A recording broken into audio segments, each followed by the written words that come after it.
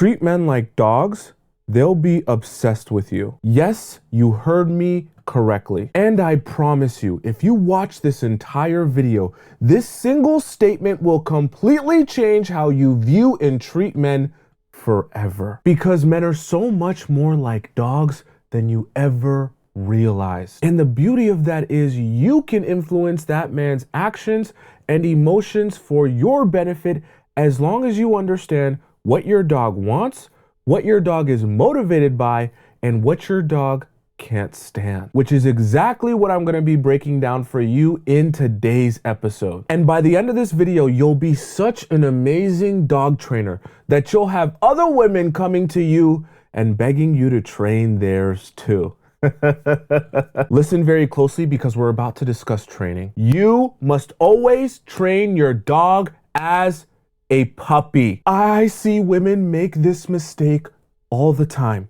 You start off with a small, cute puppy with small little paws and a small little mouth, and he's jumping on the couch and he's rubbing his butt on the carpet and he's nibbling on your finger, but he's so small and he's so cute and he's so cuddly. It doesn't bother you because he's a small little puppy and it's not really a big deal. So you don't address those things or those bad behaviors when he's a small puppy. This is a horrible, horrible mistake. What will happen is your puppy going untrained and not having those behaviors be addressed will eventually grow into a teenage dog and then an adult dog. And it will not have learned that those behaviors are bad behaviors because you didn't address those behaviors when it was a puppy and it was small and cute.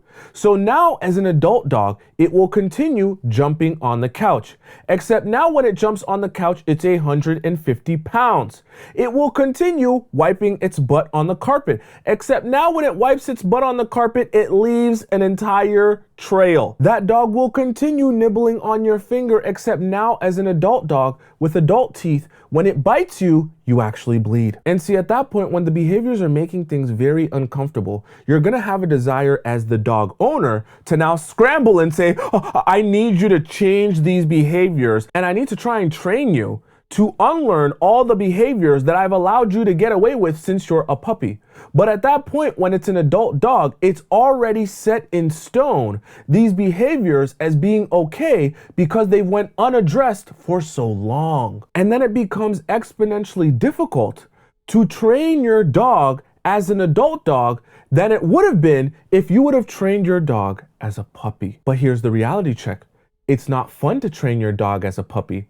It also doesn't feel necessary to train your dog as a puppy because it doesn't feel like the problems are that big.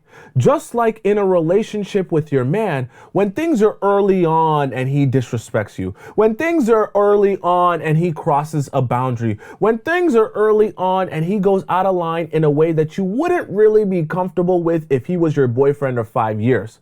You let it slide because you're like, oh, we're on the first date. I don't want to cause problems. I don't want to be a drama queen. But then eventually, as time goes on and the 3 months turns into 3 years, suddenly the behaviors that you were okay letting go at the beginning of your relationship with him when he was a small puppy, all of a sudden are huge issues. The number one motivation for dogs will always be food.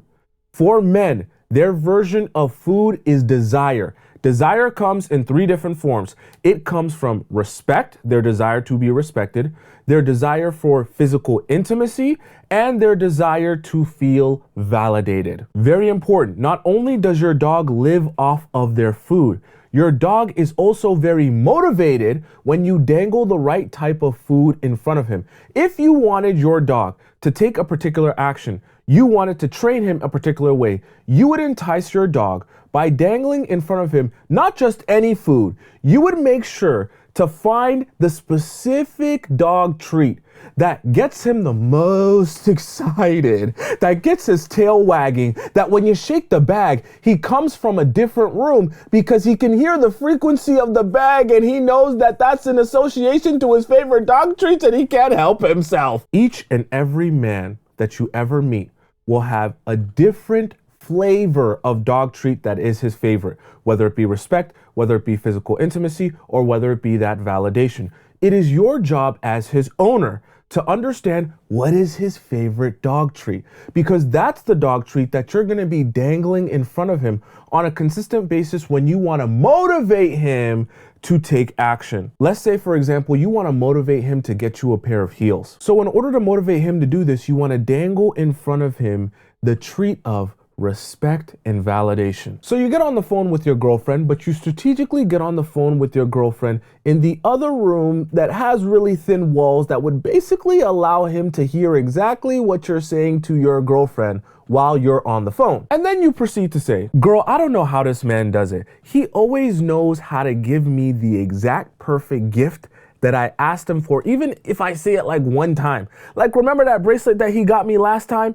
I literally mentioned it one time when we went into the store, and somehow he remembered it, and like 6 months later, he got me the exact, girl, I don't know how this man does it. I wouldn't be surprised if he were to get me the exact pair of heels that I mentioned to him last week in the store. Oh yeah, the red bottom.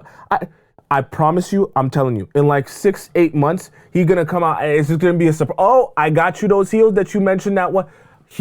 Girl, I tell you, he the birthday for real. So he's hearing that and he's thinking he's overhearing a conversation he's not supposed to hear, while you're spelling out that, hey, you would love to receive this pair of heels, but he's also overhearing how amazing of a gift giver you believe him to already be based on your experience with him. And now you're expecting that he'll probably remember the exact heels that you wanted last week. So now he's thinking, oh wait, what are those heels that she wanted last week that she said would be really amazing? Let me make sure I get her those. Because now he's thinking, I need to fit the narrative of what she's describing to her friends. She's validating me. I feel like she feels like I'm the man, and I have to prove her right as being the man. I have to prove her right as getting the amazing gifts. I have to validate myself through her.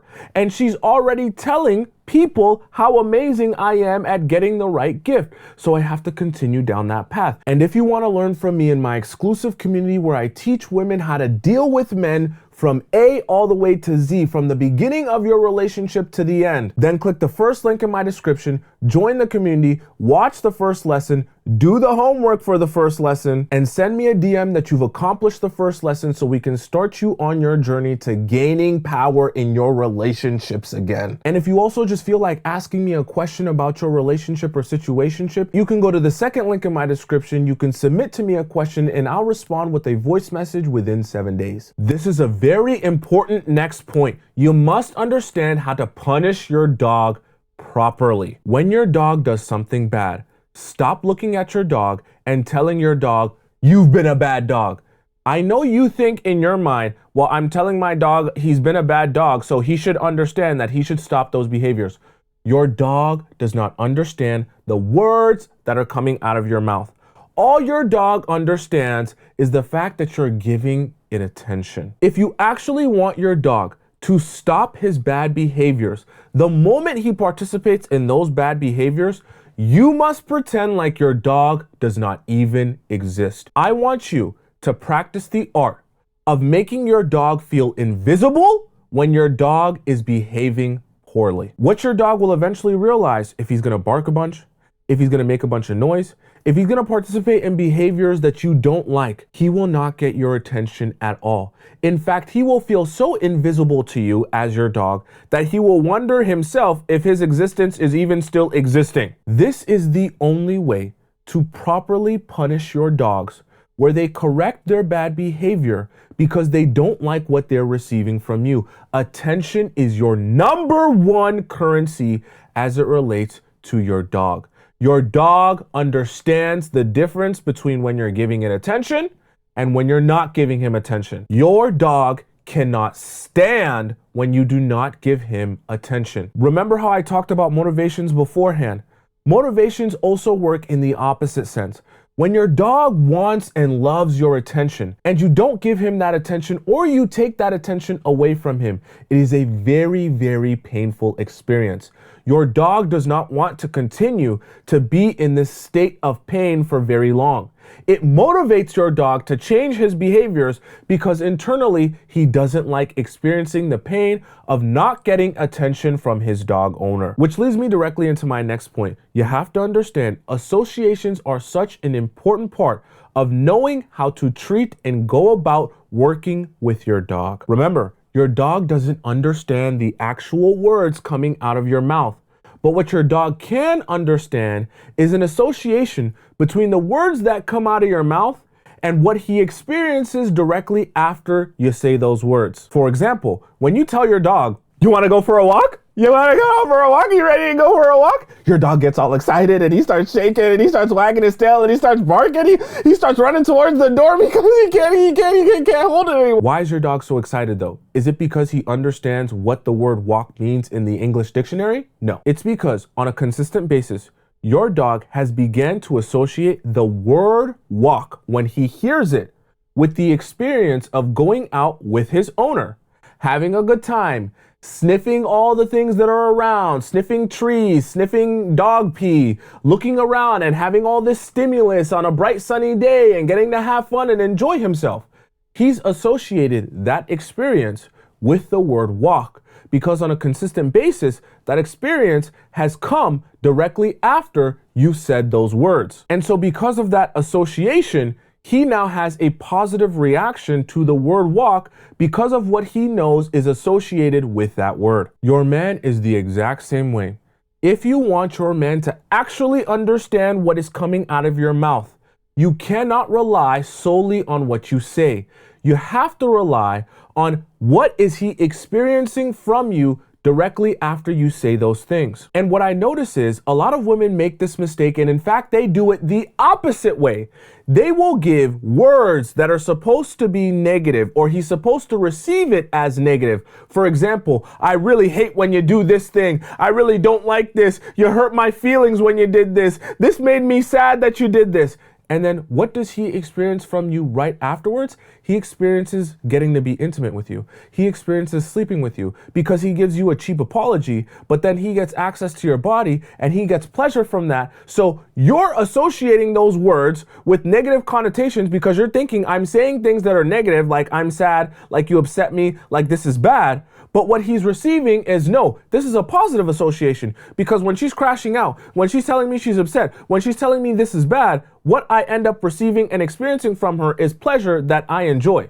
So it would be like telling your dog he's been a bad dog, he's been a horrible dog, and he needs to stop this behavior, and then proceeding to take him out on a walk after every time you tell him he's been a bad dog. After a while, your dog will actually start to get excited when you tell him he's been a bad dog because your dog has never understood your words in the first place.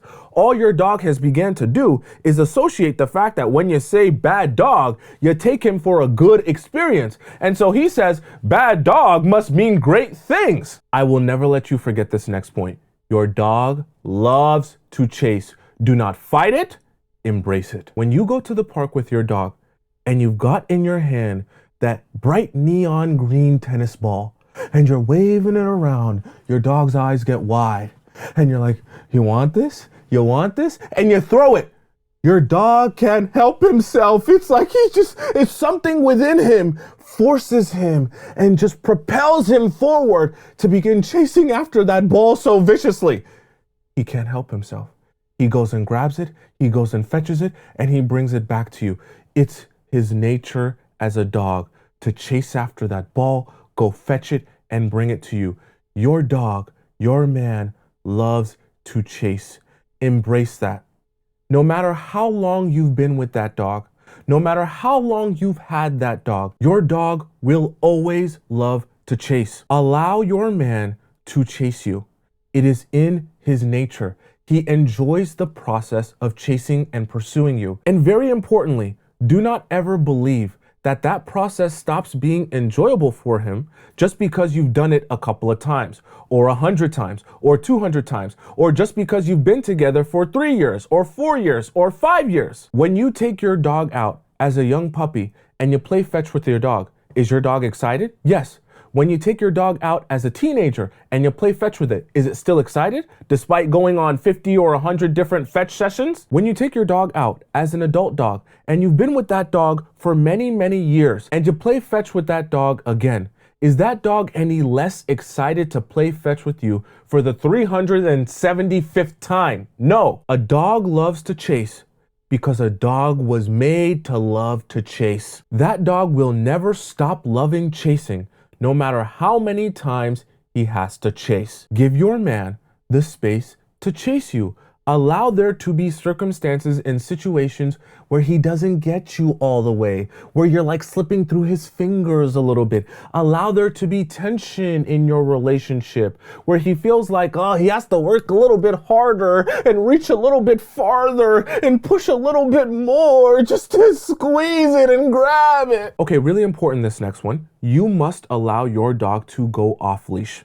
In order to train your dog properly, if you really want your dog to be an ultrally trained dog, practicing going off leash is such an important part to the growth, development, and trust that you build with your dog. When you begin letting your dog off leash, there's a very important trust factor being established between the two of you. Your dog for the first time is recognizing, oh my God, I have free reign here.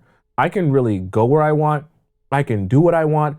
I can chase after anything I want. I can sniff anything I want. I can do whatever theoretically because my owner doesn't technically have control over me. But then comes a very important second realization, is that yes, my owner doesn't have control over me at this current moment.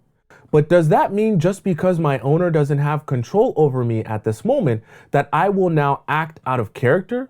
That I will now cross boundaries, that I will now do things that I know my owner will not like? No, I choose that even though my owner is trusting me to allow me free reign to do whatever I want, I am still gonna abide by the rules. And even if I sniff some things, even if I venture off a couple of feet, I still won't get too far away from my owner. And I'll still make sure to abide by the rules in a way that will allow my owner to trust me being off leash while still recognizing that I respect your authority as my owner to not step out of line, even though I'm allowed to do whatever I want in this moment. You have to start giving your man space to recognize moments where he can say, I could disrespect my relationship right now. I could disrespect my woman right now. I could do something that maybe she won't find out right away, or maybe she won't find out at all.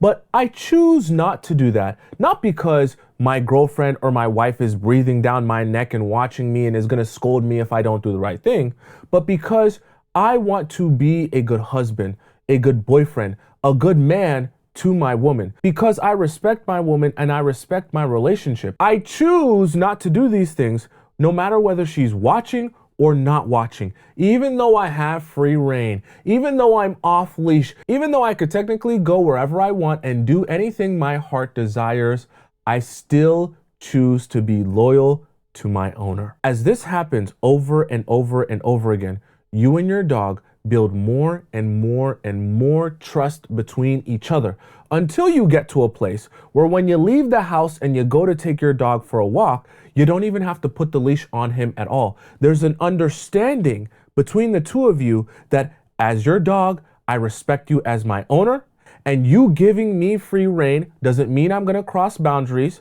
and we respect and trust each other. Next, it is extremely important that you tell your dog that he is a good boy. And I really mean that. I'm being very serious. You need to tell your dog he's a good boy and rub his little tummy. In that high-pitched voice, oh, you're such a good boy, and you rub his tummy. Oh, you're such a good boy, you rub his tummy. Oh, you're a good boy. When you do that, especially when you do that right after he's taken a positive action, you're creating positive reinforcement. Because he loves hearing you tell him how so much of a good boy he is. And he loves having you rub his stomach. So when he's experiencing all of that dopamine, and it's coming right after he took a particular positive action, he's now saying to himself, every time I take this action, I get this reaction from my dog owner, and it makes me feel very good. It fills me with a lot of dopamine. I enjoy this reaction that I receive from her. So I want to continue doing the thing that I did to get this reaction from my dog owner. And here's why I mention this so importantly, because what can happen sometimes is you can adopt the mentality that, oh, my dog is doing the bare minimum that dogs should be doing. My dog is just taking me out on dates. My dog is just buying me gifts as he should. My dog is just getting me flowers as he should. My dog is just doing things that dogs should be doing for their dog owners. But you can't adopt that mentality, because if your dog does the things that a dog should do, but you don't rub your dog's stomach and tell him he's a good boy, you don't create that positive reinforcement. And believe it or not, without that positive reinforcement, your dog's actually a little bit confused, I should say a lot of bit confused, on whether or not that was even the right action. So even though you're receiving those things from your dog and you're thinking to yourself, good, this is good, keep doing those things, I enjoy those things. If you're not verbal and even physical with the way that you tell him and make him feel like a good boy, he won't be able to recognize that these actions that I took in order to receive my good boy verbalization and treatment are the actions that I should continue to take if I want to continue experiencing this feeling of dopamine from my dog owner. This next one's very important. I want you to listen very, very closely. You leave stray dogs alone. Understand, very, very important. Not every dog wants to be domesticated. That is the reality of life. Some dogs, when you meet them, they're so mean, they're so nasty, they're so undomesticated and wild that if you put your hand out to pet them, thinking you're gonna get a nice sweet response from that dog, he'll stick his tongue out and he'll bite you. Some dogs are for the street. They love being on the street. They don't want to have a home. They don't care to have a home.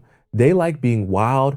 They like being crazy. Be very mindful of that and recognize, are you trying to domesticate a wild dog? If you're trying to domesticate a wild dog, you'll be, one, very unsuccessful. And even as you're trying, you'll put your own safety at risk, because when that dog bites you, it's going to be very dangerous. That dog could be carrying diseases. That when he bites you, it's not just the bite and it's going to heal and you'll be okay. It's the bite and the disease he's carrying transfers to you through that bite. You know what I'm trying to say? And when he bites you and you receive that disease, you can't unreceive it after that. And just that fast, you trying to go out into the street and save a stray dog has turned into you having a disease forever. The next thing I want you to understand about your dog is he's gonna have an inner guard dog within him. When I say inner guard dog, what I mean is the natural instinct that your dog is gonna feel when he's been spending so much time with you, building so much trust with you, love and affection for you. He is going to want to protect you against what he feels are intruders, what he feels are predators or dangers to you. But that's okay. I want you, as a woman, to embrace your dog's natural instinct to protect you. I know sometimes it can be a little bit annoying. And I know sometimes it can feel like, well, is it really coming from a place of insecurity? And I know sometimes it can even feel for you a little bit restricting, but I want you to never forget this. If you try and suppress your dog's natural desire for his inner guard dog to come out and protect you, he will become a very docile dog. He will become a very passive dog. And you will successfully take away his inner guard dog, but to your detriment. Because in exchange for that guard dog, you will get a docile dog that doesn't have his ears perked up when he smells danger, that isn't always watching over every corner and making sure you're okay, that isn't always calling you and saying, hey, what's up with you? Are you safe? Are you good? Do you need me to come pick you up? And what's going to happen is you're going to be very upset with this new docile, very passive dog, because you're going to be looking at your dog on the floor doing nothing, and you're going to be like, what a useless dog you are. If someone were to come in right now and were to be a danger to my health and safety, you wouldn't do a thing. You'd probably get out of their way to make the path to me even easier. Make sure you join my community, the first link in my description, and do the first assignment. I'm watching.